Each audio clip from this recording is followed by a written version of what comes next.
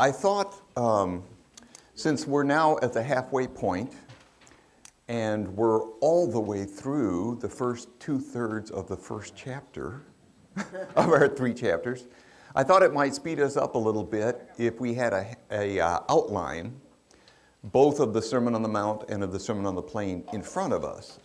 And that would help me not have to put things up on the whiteboard. And that will also, I think, speed things up because we'll have a feel for where we are in the whole. So if you happen to look at that handout, you'll see the Sermon on the Mount is on the left, the Sermon on the Plain is on the right, and it should show, you start with an intro, that was that bit about generic healings, crowds follow Jesus, and then you get the 9 Beatitudes in Matthew, the 4 Beatitudes, 4 woes in Luke, salt of the earth and light of the world, to which was appended the bit about hidden lamp, and then that bit about the law and the prophets. Not one stroke, not one bit of a stroke, not one letter, not one stroke of a letter will disappear from the law, and so on.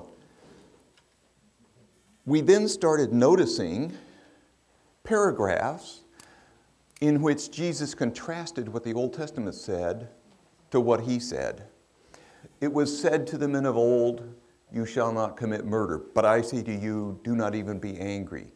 It was said to the men of old, "You shall not commit adultery, but I say to you, do not even lust."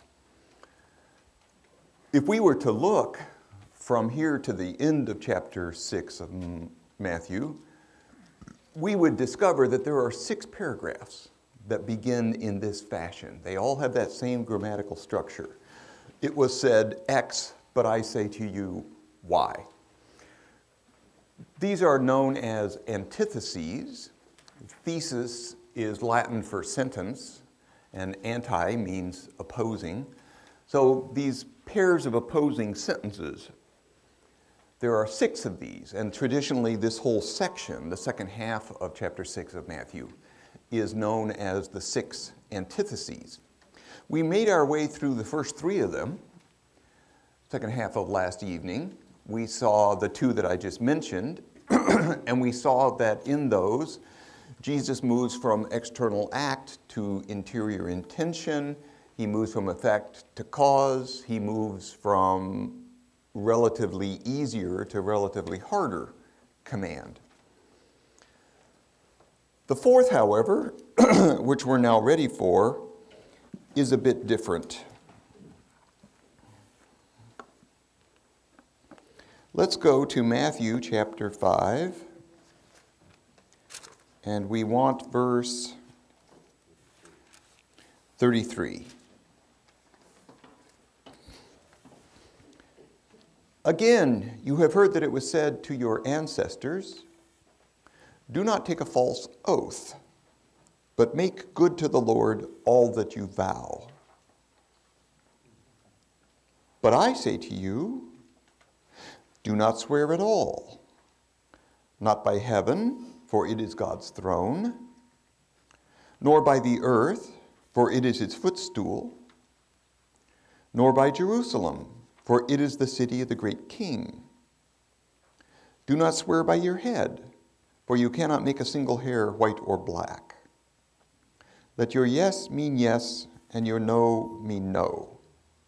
Anything more is from the evil one. I hear ringing as I speak. Do you also? Slightly? I wonder if I lower this slightly. Is that still going to record okay if I lower it?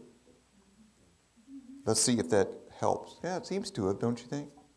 Okay. So, what do we have here? It was said in the Old Testament, do not take a false oath, but make good to the Lord all that you vow. That would seem to be oath in the sense of a promise to God. Maybe nowadays when we make a resolution during Lent, we're going to give up chocolate or whatever. I would never do that. I would give up anything before chocolate. But that would seem to be what's meant. But then he says, do not swear at all, not by heaven. Now that suggests more an oath in the sense of affirming something. I swear on my mother's grave that such and such is true. Or cross my heart and hope to die, what I said was true, as they said in elementary school. It seems to be a slight difference in the meaning of oath there. Swearing nowadays, we think swearing means profanity. But I don't think that's ever the intention here, since you're swearing by Jerusalem or making promises to God. And that last verse especially, let your yes mean yes. Let your no mean no. That seems to suggest to me that the primary meaning of this antithesis is honesty in speech. Oh, you think so too? Yeah. Honesty in speech. Because let your yes be yes. I take that to mean let the yes that your lips say match the yes in your mind, or vice versa. Let the yes that you're intending be what comes out. Don't say no if you're thinking yes. And let your no be no. Anything more than that comes from the evil one. So if I were a used car salesman and you said to me, can you really not come down on this, even another 100? And I think to myself, what a schmuck, I could come down a whole 1,000. I said, no way. Then what I'm thinking does not match what I'm saying. Let what you think be what you say. If you're thinking yes, say yes. If you're thinking no, say no. Can you imagine what the world would be like if absolutely everybody did that? Madison Avenue would disappear instantly. Advertisements. And we will have few friends. What is it? Isn't it a Geico commercial that has Abraham Lincoln and his wife asks him, do you think this dress makes me look fat? And what does he say? After hesitating a long time, maybe a little, she stomps off. Are lies always wrong? I mean, this would seem to suggest that. It seems like very absolute language. Anything more than that comes from the evil one. But isn't it true that sometimes a lie is necessary? Yes. Well, then it's actually it's a strategy. Oh, it's a strategy, not a lie. I like that. I don't think his yes was quite yes there. It is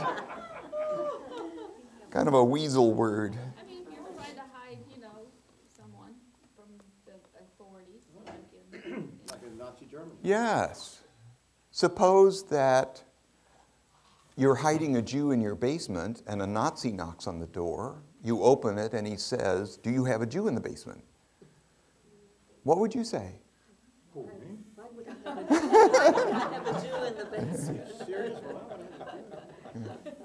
That way I wouldn't be saying. I would say no, and then after he left, I would say to myself, that's because I consider it a cellar.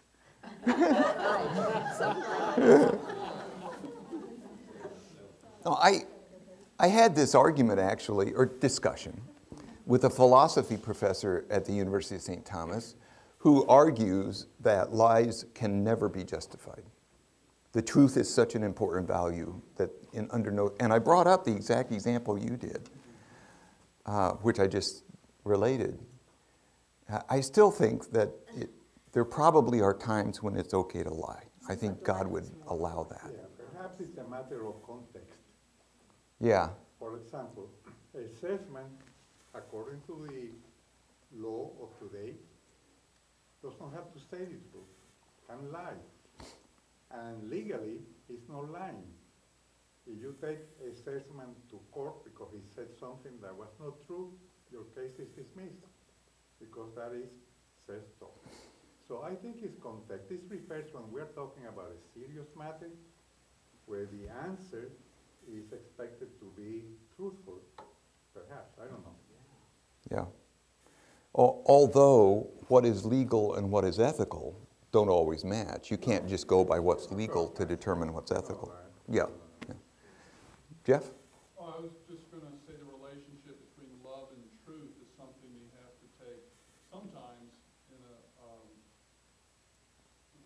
situational thing. Is telling the truth the loving thing to do, like with the person in the basement or whatever? You know, are you going to do harm, unnecessary harm by telling them? You know, Yeah. I think it's a dilemma that usually doesn't happen. If we're correct in this assessment, then once again we have an instance of Jesus using hyperbole, right? No, Because he's being absolute. no. I think it's context. If one is talking about a serious matter, one should say yes or no when one is expected to deliver the truth. If one is not expected to deliver the truth, then it doesn't matter. But he's talking seriously. There is a difference between serious and non-serious speech. Mm-hmm. So in serious speech, this is the way it should always be. In non-serious speech, no, like a conversation in a party, you look very nice. They go forward. You look very nice. You know, it doesn't mean anything. Yeah. So it's a matter of context. Seriously, it should be this way. Right. I see what you're saying. It's also the matter of who has the right to the truth. Someone may ask me a question that I know he has no right to know the truth. So why should I tell him the truth? Just tell him it's none of his business. That's a good answer. Yes. How is that? Tell him it's none of his business. Well, nevertheless, it's just a way of phrasing Yeah, I understand. Yeah. these things. But But we're on a slippery slope here. Yeah. It's Yeah. hard to- You gotta, sin and non-sin. What would Jesus do? What would he do? I would prefer you to your colleague when it came down to being in a basement Ah. Yes. and someone looking for me. Yeah. Well, Remember when the Pharisees tried to trip up Jesus, he didn't answer them directly. Instead, he said a parable that kind of brought a bigger truth to their Mm-hmm. accepted question. And so, he was able to uphold truth and love at the same time. It's difficult. I mean, it was difficult. He was being challenged. They wanted to find something to hang him with, basically. Right. Are you a king? What did he answer? You say that I am? You say that I am. Or in Matthew and Mark, at the trial with the Sanhedrin, are you the Messiah, the Son of God? He's silent. He doesn't answer. He could have said yes. At any rate, let's go on with the next one. Verse 38. You have heard that it was said, an eye for an eye and a tooth for a tooth. But I say to you, offer no resistance to one who is evil. When someone strikes you on your right cheek, turn the other one to him as well. If anyone wants to go to law with you over your tunic, hand him your cloak as well. Should anyone press you into service for 1 mile, go with him for 2 miles. Give to the one who asks of you, and do not turn your back on one who wants to borrow. It was said, an eye for an eye and a tooth for a tooth. We're all familiar with that saying. Every once in a while, there is a saying in the Bible that in and of itself is so important and so famous, it winds up with a name all its own. This particular verse has a name it's on your outline. It's called the lex talionis. Lex is law, talionis is retaliation. It's the law of retaliation. If you put out my eye, I put out your eye. And we all wind up blind, as they say. You put out my tooth, I knock out your tooth. This actually is in the Old Testament. Jesus says, "But I say to you, offer no resistance to one who is evil." Now that's kind of a general statement. Non-resistance. And then we get 3 examples of it. When someone strikes you on the right cheek, turn the other one to him as well.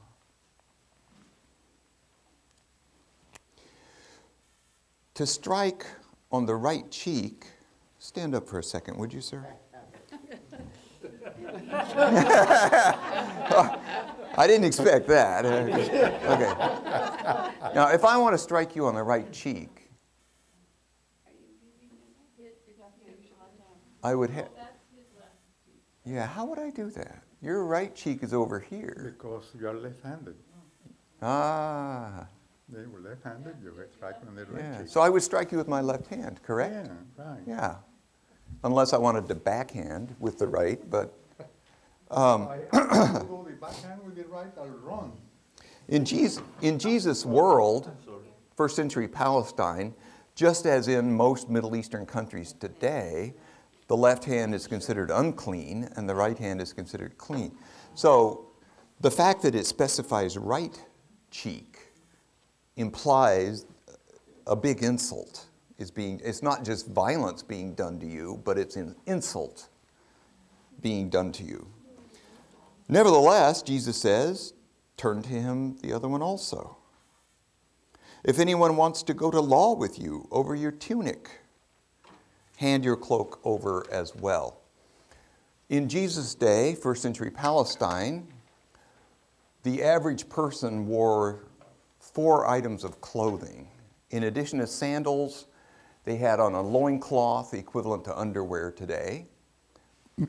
They had a robe, which hung to the ankles and which was sleeved. And then they would also have a tunic, a sleeveless overgarment, open in front and hanging to the ankles.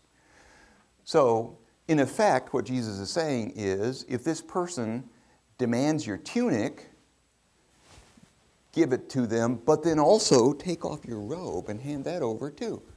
You'd be standing there in your skivvies. People would have realized that back then. Nowadays, we don't so much realize it. But it's a radical action that Jesus is demanding here. Anybody want your tunic? Hand over your cloak as well. Should anyone press you into service for 1 mile, go with him for 2 miles. Surely Jesus has in mind here Roman soldiers, because Palestine, or present-day Israel, was an occupied country, controlled and ruled by the Romans. The Romans required that if any soldier demanded of a civilian, that civilian carry the soldier's armor, or carry his weaponry, or carry his goods, whatever, that person had to do it. It was required. So if we're correct in assuming that Jesus is thinking about a Roman soldier here, that's very radical for Jesus to say, not only carry it for 1 mile, but offer to go another mile in addition. Now, why do you think he is giving all Doggone these- it, that was going to be my next question. Why? Why is he asking this? What's the purpose? What's the outcome? Aren't we just encouraging Roman soldiers to I think oppress us? Isn't any of these?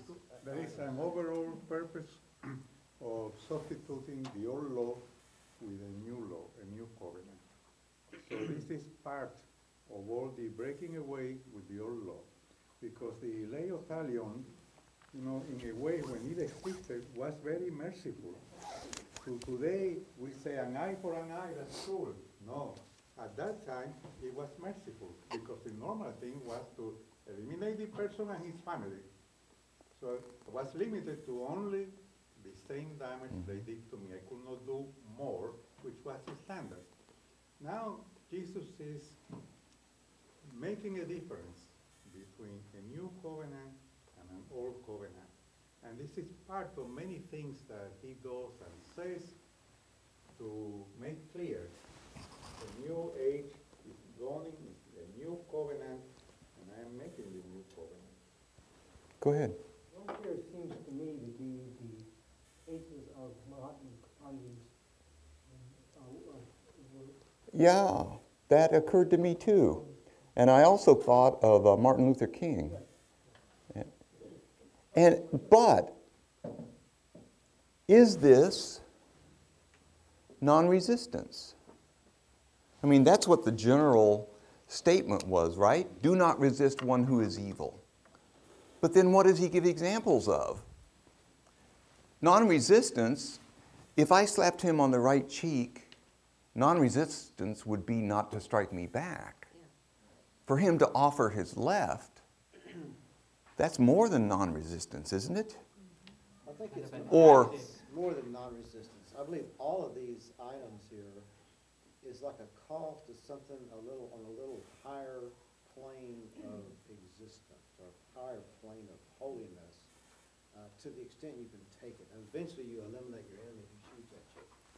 But it sounds like he's really asking us to think that we just don't go with the immediate reactions that are normal. If we think that there's something more important to do, with a higher good, we might be able to go for it. How about that? Is that an adequate description of the three examples? Yes, Yeah. Do we all agree that that's not necessarily the same as non-resistant? it's higher than non-resistance. Oh, I'm sorry. Non-resistance and return good for evil.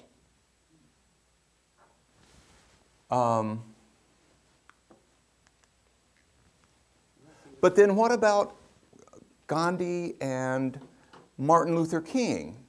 They were not passively non-resistant, so that, let's say, if the British discriminated against the Indians would simply take it and do nothing in response. He was actively, well, he was resisting, right? There's marching, hunger strikes. all Right? And they lay down in front of trains to stop them and so on. The salt boycott, the march to the sea. It seems to me we can make some distinctions here, and this is a third thing. It's neither non-resistance nor returning good for evil. How about we call this passive non-resistance, whereas what King and Gandhi did was active? Well, nonviolent resistance. How about that? Okay. Which is kind of in between.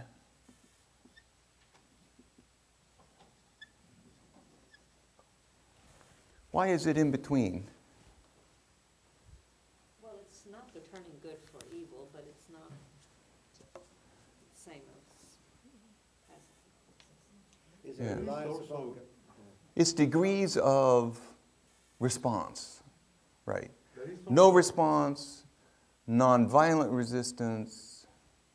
Well, maybe I should put nonviolent resistance first, so that you got these. Violent resistance, which is the strongest response. Nonviolent resistance, not as strong, but a positive resistance. Passive, and then return good for evil, which is all the way to a positive response. Does that make sense? Okay. One of the things I noticed, when you talk about what the responses are, in all of those, if you actually do that, the person who is doing the evil is gonna be surprised, and maybe make him reflect on what he's doing. And maybe, at least know that he's doing it intentionally as opposed to through habit or through reflex. Yes. Again, the matter of context. That has occurred to me, that one of the things that Jesus is thinking here is the evildoer will have to compare his actions to yours. There's no way to avoid that. And if he has any modicum of conscience or sensibility for what's morally right, he ought to be ashamed. In effect, you shame him into good behavior. Is that what you're thinking? That's what I'm Yeah. thinking, There's also a reliance upon God. I have a priest cousin who likes to lay down in front of Railroad trains? railroad trains, yes, that are going into the Pantex nuclear assembly plant in the Panhandle. But anytime that you do something like that, you realize you may get hurt. For example, and so it's kind of an act of faith, you know, our trust. Okay, God, I'm going to walk into this, and if you really want those people to change, they won't do me in, or if they do me in, they will be converted. Yeah. It could be a missionary spirit. Mm-hmm. I wonder what the Christians did who were starting to get fed to the lions. Did they volunteer? Not to my knowledge, but we don't have a lot of detail. Well, in some cases they did. There are histories of General Belisarius, for example, ordered to eliminate Christians. And, it's a long story, but they are. Let's do one more and then People move on. wanted to All be three of martyrs. those stages involve forgiveness, and Jesus was all That about is, forgiveness. Numbers 2, 3, and 4, you mean? Not violent. Yeah. Passive non-resistance. You were forgiving the person that violated you Yeah. and not returning the violence. Yeah. Mm-hmm. Good. So we've done 5 antitheses. We're on the last one, verse 43. You've heard that it was said, you shall love your neighbor and hate your enemy. If you look at the passage in the Mosaic Law that's being referenced here, it's in the book of Leviticus, I think in chapter 19. Can anybody find in the footnotes where that is? 43. Lev 19:18. Okay, Lev 19:18 says, I'll start with 17. You shall not bear hatred for your brother in your heart. Though you may have to reprove your fellow man, do not incur sin because of him. Take no revenge and cherish no grudge against your fellow countrymen. You shall love your neighbor as yourself. I am the Lord. The reason why I read 17 as well as 18 is to give you the context. Who is meant by neighbor in these 2 verses? Your fellow Jews, your countrymen. You shall not bear hatred for your brother. Take no revenge against your fellow countrymen. So neighbor means your fellow Jews. Nowhere in the Old Testament does it say hate your enemy, but because Gentiles are not included among those who are loved, they're still drawing a circle. These are the people I shall love, I and my Jewish kindred. The rest of humanity, I don't have to. What does Jesus say in contrast? But I say to you, love your enemies. Pray for those who persecute you, that you may be children of your heavenly Father. For he makes his sun rise on the bad and the good, and causes rain to fall on the just and the unjust. Love your enemies, pray for those who persecute you. Why? Why should I pray for my enemies? If this person is persecuting me, why should I pray for him? So that you will be like God, right? You'll be children of your Father. You'll be similar, because children are like their fathers. You'll be similar to God. God loves his enemies. How do you know? He loves us. The Son. Oh, you're his enemy? Well, No, I mean, teasing. Gives the good things, the Son to both. Exactly. He causes his Son, he knows that this person hates him and that this person loves him. He sends rain to both of them. This one hates, this one loves. He sends sunshine on both of them. God is not full of ego the way a human would be. We take umbrage at somebody for not liking us or something. So that you may be children of your Father in heaven, for he makes his sun rise on the bad and the good, and causes rain to fall on the just and the unjust. If we love not only those who love us, but those who don't, we'll be like God. This is elaborated in 3 rhetorical questions, which now occur. 46, for if you love those who love you, what recompense will you have? Do not the tax collectors do the same? And if you greet your brothers only, what's unusual about that? Do not the pagans do the same? So be perfect, just as your heavenly Father is perfect. Excuse me, there's only 2, not 3. The first of which was, if you love only those who love you, big deal, tax collectors do that. If you greet those who greet you, big deal, pagans do that. And then he ends the whole 6th antithesis paragraph with the statement, be perfect, just as your Father in heaven is perfect. Who in here does not agree that that is overstatement? None of us can be perfect the way God is perfect, obviously. So that's got to be asking more than he actually anticipates us doing. You don't think it's a divine temptation To what? to be better? I don't understand. You know? And all of these is really calling us to a higher moral plane. Yes? And of course, we can never achieve what God has done. Could you speak up a little? Oh, okay. He's calling in all of these to us a higher moral plane. Although we will not achieve godhood, what he is saying is we can do better than we've been doing. Oh, since you used the word temptation, I thought... used the word temptation. It's a divine temptation. He started tempting us. Can you see if you can't do a little better? I see. Uh, I assumed that I think temptation I had think negative it's connotations. really a statement of Yeah. faith in man. That a man has a lot more possibilities than he's using. Mm-hmm. Now, I don't think it makes it all the way up to the divine, but we might get out of the gutter. Mm-hmm. That's Jeff? in a preaching. Mm-hmm.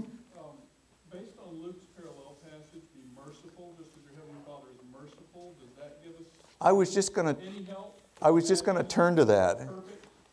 What perfect means there? Okay. You'll notice on your outline that Luke has the intro and the Beatitudes. And then all of this other stuff that we've been looking at in Matthew, salt of the earth, light of the world, law and prophets, the 6 antitheses, the first 4 antitheses, there's nothing comparable. However, and that's why the Lucan column is blank. However, he does have material that is similar to the last 2 antitheses, but they're not in antithetical form.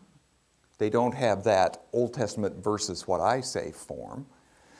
And they're also blended together into a single paragraph. So what you wind up with in Luke is this. Don't lose your place in Matthew, but let's go over to Luke chapter 6. Right after the Beatitudes, and see what you have. 27 is the first verse after the Beatitudes. Luke 6:27. But to you who hear I say, love your enemies, do good to those who hate you, bless those who curse you, pray for those who mistreat you. Matthew just has love your enemies, pray for them. Luke breaks it out into 4 verbs of commandment. To the person who strikes you on one cheek, offer the other one as well. And from the person who takes your cloak, do not withhold even your tunic. Those are pretty close, except there's no right cheek, you notice? Just cheek. Give to everyone who asks of you, and from the one who takes what is yours, do not demand it back. Now, that's not really in that exact wording to be found in Matthew. Matthew has, give to the one who asks of you and do not turn your back on one who wants to borrow. Then you get the 3 rhetorical questions. Matthew had 2. I was thinking of Luke, apparently. Oh, I've missed 31. 31 is do to others as you would have them do to you. What's that called? Another one of those verses that is so famous from the Bible that it has its own name. Actually, lex talionis is a name that was given back in the Middle Ages. Golden rule was first used as a name for this verse about 250 years ago in the 1700s.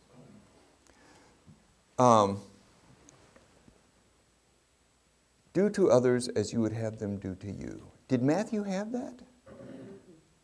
No, he doesn't have that. Luke inserts that here in between love your enemies and the rhetorical questions. Let's look at his rhetorical questions. If you love those who love you, what credit is that to you? Even sinners love those who love them.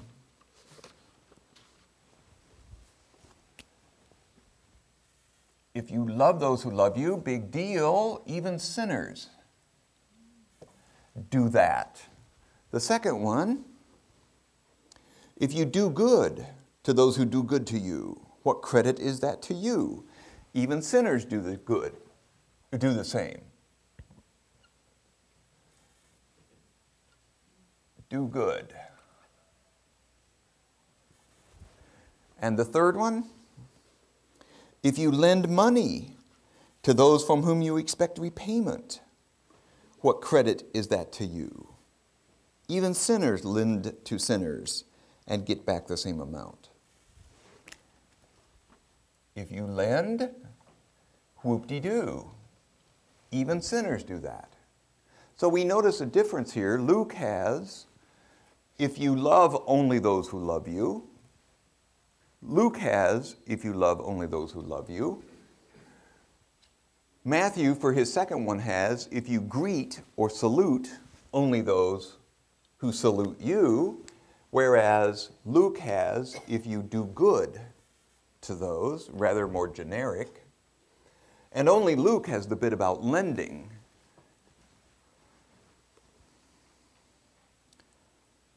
He also had the one about give to everyone who asks of you.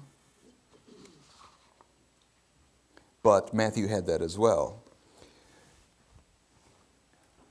Another difference, Matthew refers as his examples of bad people.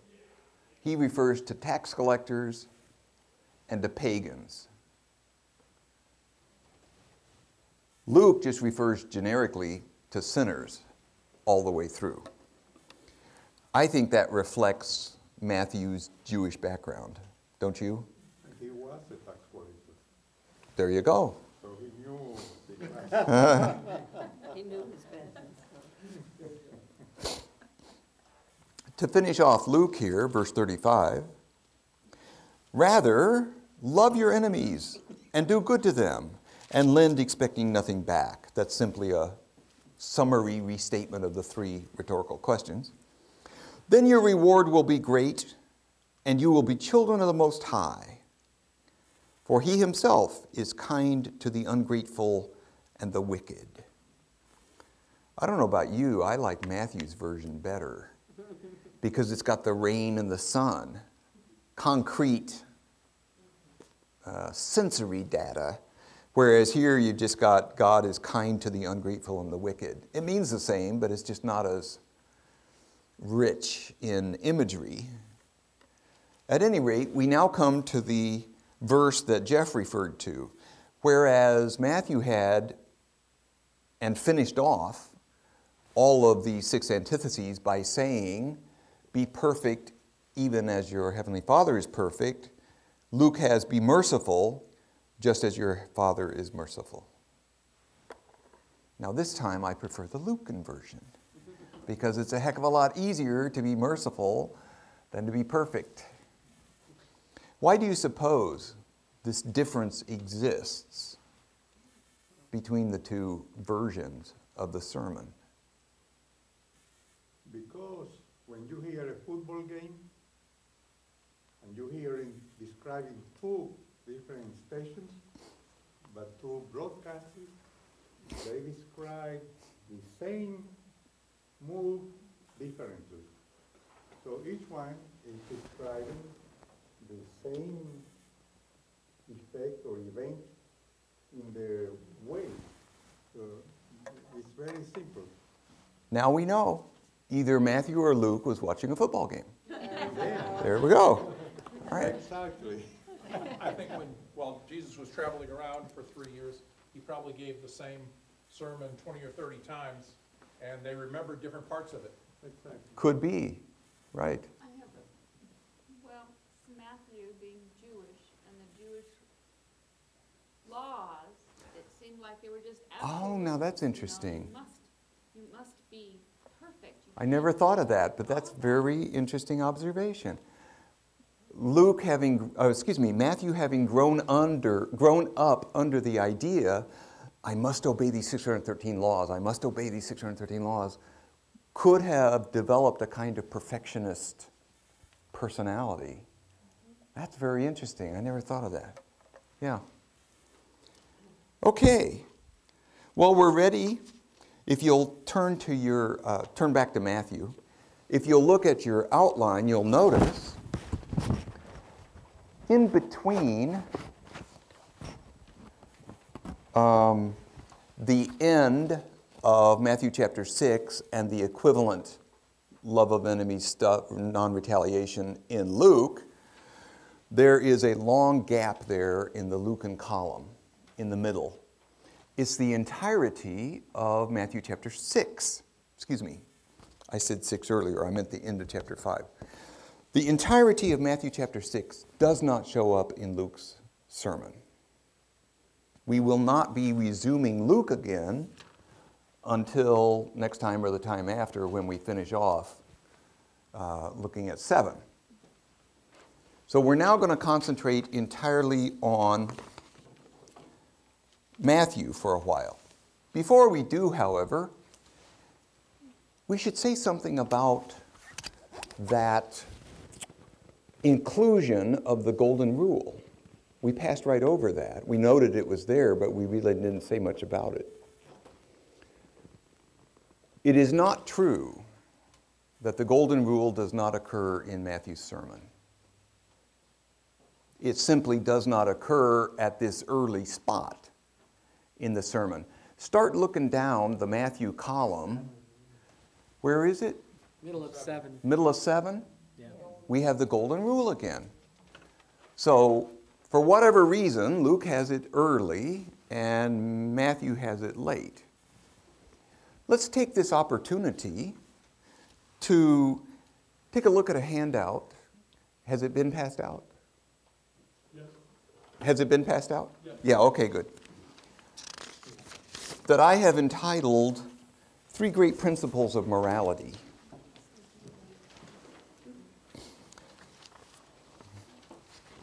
The first of which is the Golden Rule. It turns out that Jesus was quoting the Old Testament when he cited the Golden Rule. You shall love your neighbor as yourself. Remember, that was at the end of that Leviticus 19, 17, and 18. But neighbor there meant fellow Jew. Neighbor for Jesus means all of humanity. Similar sayings that exemplify the Golden Rule, Exodus 23:4, when you come across your enemy's ox or donkey going astray, you shall bring it back. When you see the donkey of one who hates you lying under its burden, and you would hold back from setting it free, you must help to set it free. If your enemies are hungry, give them bread to eat. And if they are thirsty, give them water to drink. For you will heap coals of fire on their heads, and the Lord will reward you. I like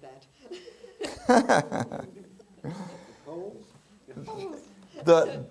That motive, however, kind of goes against the whole point of it, right? Yeah. Paul was fond of this also. He quotes that verse in his letters somewhere. I don't get that. Why? If she's my enemy and I wind up helping her from starving, she's going to be humiliated and angry that she had to depend upon somebody she doesn't want to depend upon. So it will heap coals on her head. It will make her feel bad. I had a librarian who used to say she did nasty nice. So she would say something that sounded good or just something so that they would realize, gee, I shouldn't have done this in the first place. That's terrible. But I like the term, nasty nice. Nasty nice. It turns out that this principle of morality, which says to use yourself as the gauge for what you should do to other people, is relatively universal. It has been espoused in a number of different cultures, in a number of different eras of world history. For example, an ancient Greek king, Meandrius, king of Samos, I shall refrain from doing myself what I should object to in another. Now, this negative form has been referred to as the silver rule. It's not quite as golden as the golden rule. After all, if I'm driving down the street and her car goes off the road and smashes into a lamppost and the door pops open and she's hanging out by her seatbelt, for me not to go over and kick her in the head would be abiding by the silver rule. Do not do to someone else what you don't want done to you. I would not want to get kicked in the head at that time. But that's what the silver rule requires. The golden rule, however, says do to others as you would want. And so I would go help her out and so on and wind up with a lawsuit. Unless you live in Texas. Are we protected by Samaritan Absolutely. law? Good. Texas, state of Texas. Good. Just help them all you want. Zoroastrianism says that nature only is good when I shall not do unto another whatever is not good for its own self. Silver rule. Whatever you do not approve for yourself, do not approve for anyone else. Another statement of the silver rule. Confucius had a principle of reciprocity. That was his term for it. But it turns out to be the silver rule. Not doing to others what one does not wish them to do to oneself. To find in the wishes of one's own heart the principle for his conduct toward others is the method of true virtue. Now that second statement is positive, not just negative. So that would actually be the golden rule. This principle, either silver or golden, excuse me, appears 6 times in Confucian sacred writings. Taoism, another Chinese religion. To those who are good to me, I am good. And to those who are not good to me, we all expect the statement to be, I am not good. Instead, I am also good. And thus all get to be good. That's that same motive that somebody here was suggesting. I believe it was you, sir. You suggested the motive for returning good for evil would be to make the other person a better person. Yeah. To those who are sincere with me, I am sincere. And to those who are not sincere with me, I am also sincere. And thus all get to be sincere.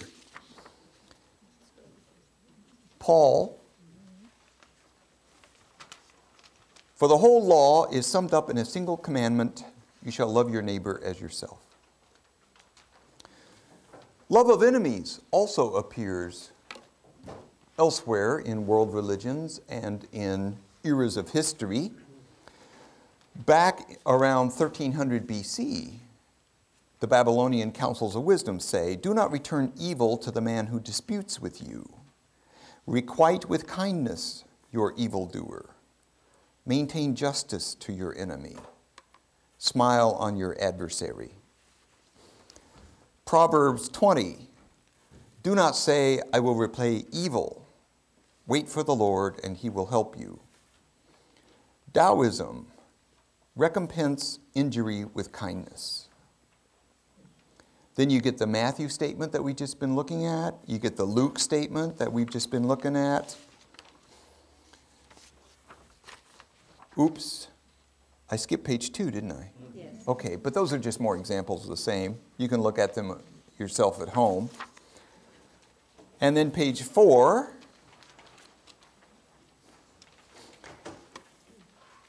For Jesus to say, Father, forgive them, they do not know what they do, is itself an instance of loving your enemies.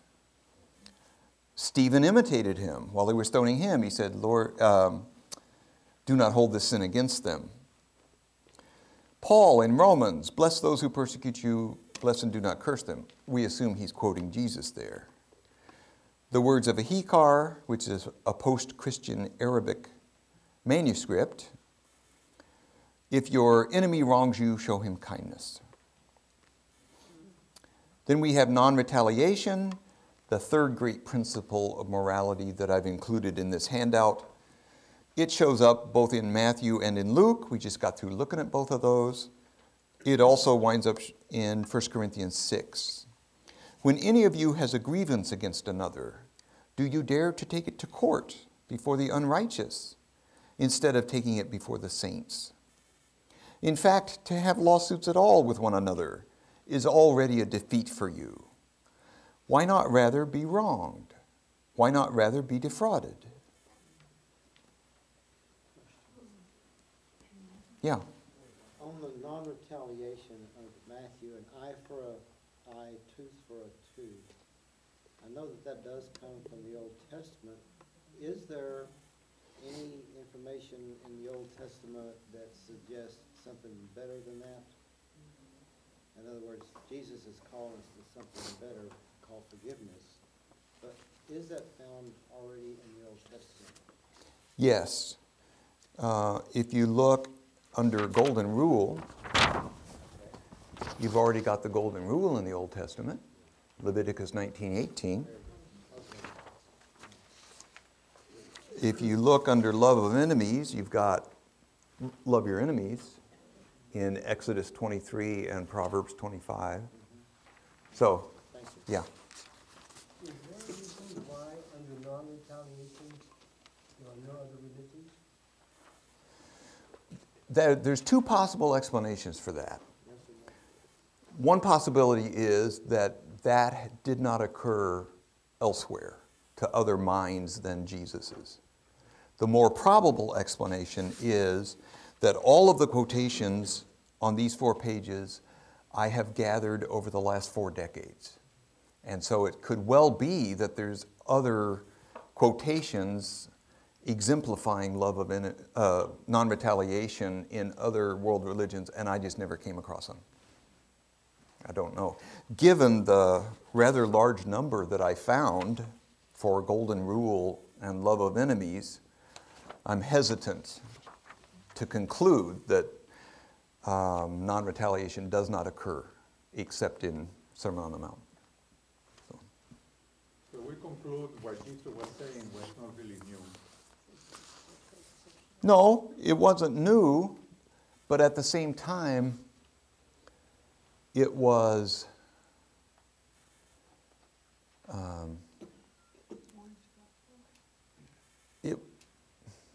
some of it was new. If we're referring just to these 3, right? Well, in general, The third one I have no comparisons for, from other religions, right? which are the same vein that he teaches. Sure. So it's not new. That, I think we Is that can, your point? you can conclude that for golden rule and love of enemies, because we have parallels for those. I don't know if it's true for non-retaliation. And even then, you cannot conclude that all that Jesus is saying is not new. For example, what do you... Talking about this, Exactly, for those 2. or 3 or 4, or whatever. And in a way, we should have expected that those would not be original to Jesus, because golden rule is simply using your imagination. I cannot be in direct contact with her insides, her consciousness, her memories, her sensations, her emotions. Nevertheless, by watching her body move and listening to what she says, if I have sufficient imagination, I can conclude that there must live inside her a subjectivity that is just as full of feeling and needs and desire to be loved and so on as I have. And therefore, I ought to treat her the way I would want to be treated. It's the people without imaginations, we call them psychopaths or sociopaths, who cannot make that imaginative leap. But most human beings, I think, can make it, and so it really shouldn't surprise us that the golden rule should occur a number of places in world history. Jeff? I kind of answered it for myself while you were talking, but when Jesus quotes Moses and then says, "But I say to you," clearly he's saying, this is the law. Is he saying that what he is saying is law? Is he giving commandments, or what is he doing? Oh, they are commandments, because they're in... These are not optional. These are imperative grammatical case. They are commands, I say. When he says, love your enemies, there's an implied you there as the subject, right? That's an imperative. That's a command. He's being imperial about it. That's why we call him imperative. So yes, he's definitely giving us these new commands, some of which aren't new, but some of which are. Yes, sir? Are things like the golden rule, the silver rule itself, sort of instinctive things that go back to the beginning of mankind? I would assume so. Somebody just put it into words? I would assume so. Yeah. Yeah, I've heard it said that God's law is written on our hearts. And I think these other things are, in other religions that predate Jesus' incarnation, is an expression of that. But, that would also imply that Jesus would also say them because they are his law, essentially. Yeah, you raise an excellent point. If you would turn for a second to Romans chapter 2. Let me find you the verse here. Verse 12.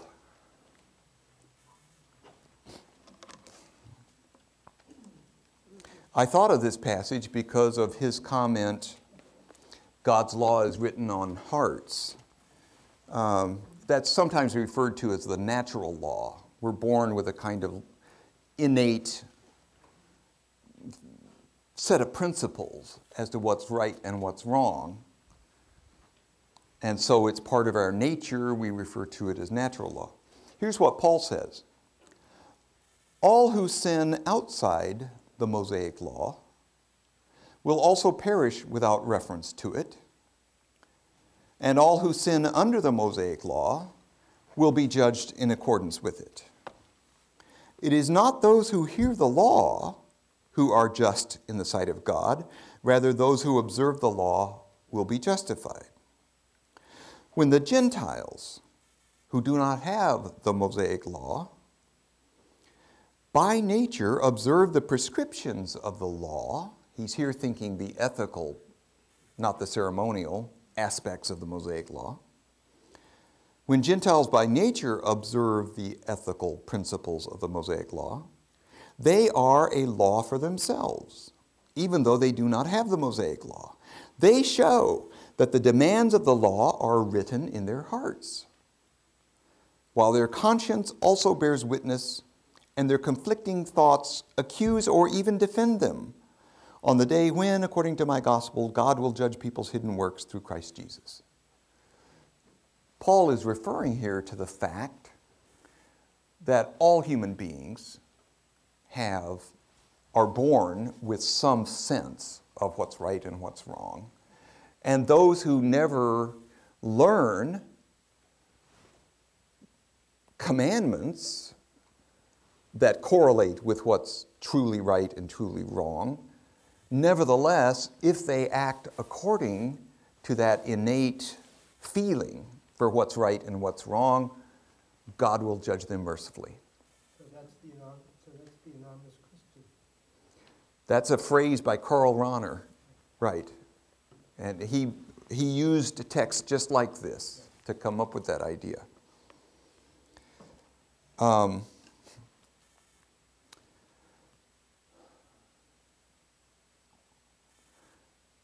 I hesitate to leap into chapter 6 at this point because I want to do the whole first third of chapter 6 all together, and I don't think we have sufficient time for that.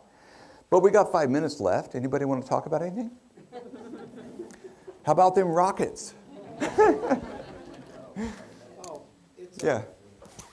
This is a strange question, but we were looking at eye for an eye, tooth for a tooth, and we were saying you'd answer the question yes, and we have examples of where something higher in the moral plane is available even in the Old Testament. Yet it seems like sometimes we as people tend to ignore the higher plane. And it's a lot simpler sometimes to go eye for an eye and tooth for a tooth. I guess we just all have a fallen nature. But I have a true story. We had Bishop Markowski was... Could you speak a little louder for the... Bishop Markowski a few years ago was I guess, attacked by someone who was trying to rob his house, and he lost an eye. And one of the prominent rabbis from Houston came to visit him, and it was right after he had stated publicly that he forgave this person who cost him his eye. This is almost a joke, but it is true. There's a question behind it. The Jewish rabbi says, that's so un-Jewish. It seems like we see people, not just Jews, but others, who just forget that there's something higher than an eye for an eye and tooth for a tooth.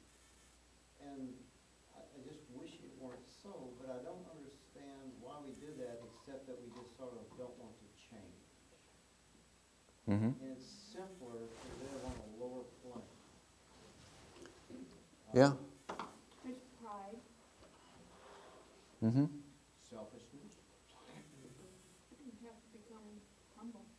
Yeah.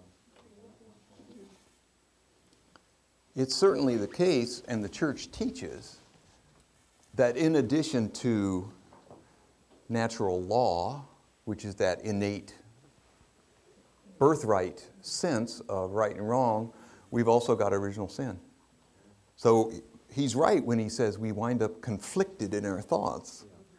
But those conflicted thoughts, insofar as we give in to our baser nature, will accuse us on Judgment Day, but insofar as we give in to our feeling for natural law, will act, what was the word he used?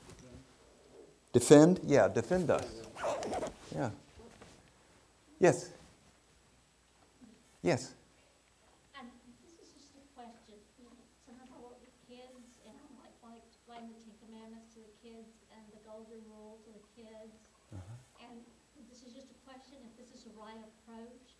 I see God knows us, and He knows what we need and what will make us happy, and that He gives us these laws as a guideline that we can live by so that we will have inner peace and happiness, and that we can build upon that, and that will guide our life. Because you see people that, you hear people who make changes from being a wild life to a Christian life, and they talk about the peace they find within. And I say that's because God knows what we need, and He knows He writes the Bible to guide us and to show us how we can be happy because we were made in His example, made like Him. And that's, does that make sense? Absolutely. I think that's very good. That's similar to what I said to my kids when they were growing up. They wound up with wild lifestyles there for a while, but they came around. Yeah. No, that's very good. How much of the church's position on just war is based or being found in or substantiated by Matthew 5:67? That depends on whether you allow for hyperbole or not. If you take it completely literally, all the sayings there, then you'll wind up like the Mennonites and the Amish and the Quakers, who refused to fight in wars and who wind up conscientious objectors in World War II and so on. Because they take those statements literally, that in all cases, you must always return good for evil. The church has had 20 centuries of people who devote their lives, moral theologians, to assessing all of the scriptures. They conclude that there are exceptions to do not kill. One of which is self-defense, that's on the personal level. One of which is just war, that's self-defense on the national level. One alternative could be that the commandment is not, thou shalt not kill, but instead, thou shalt not murder.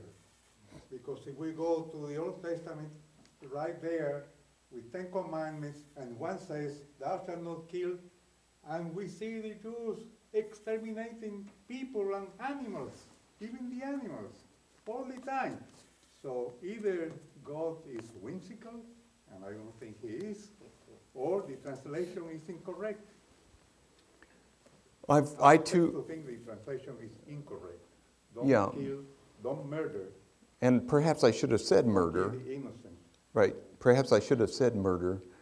But even if I had, the question is about these statements. Should we always return good for evil? Can we never defend ourselves? The church says we can in certain circumstances. So, It is something said. and I assume the church allows for hyperbole here. Sorry, go ahead. No, I was just. Final comment. We have in our own society examples of this differentiation between murder and killing. For example, we may be in the middle of a war or having finished a war, but then we go back and punish those people who actually murdered. You know, and we've seen it in Vietnam, we've seen it in the Middle East, we saw it in World War II even. So that even though we're fighting a war, we still have this principle that you shouldn't murder. Mm-hmm. So we have examples of where we've actually done that. That's I mean, right, we right. actually persecuted, prosecuted. Yeah, good. Thank you all for coming. We're,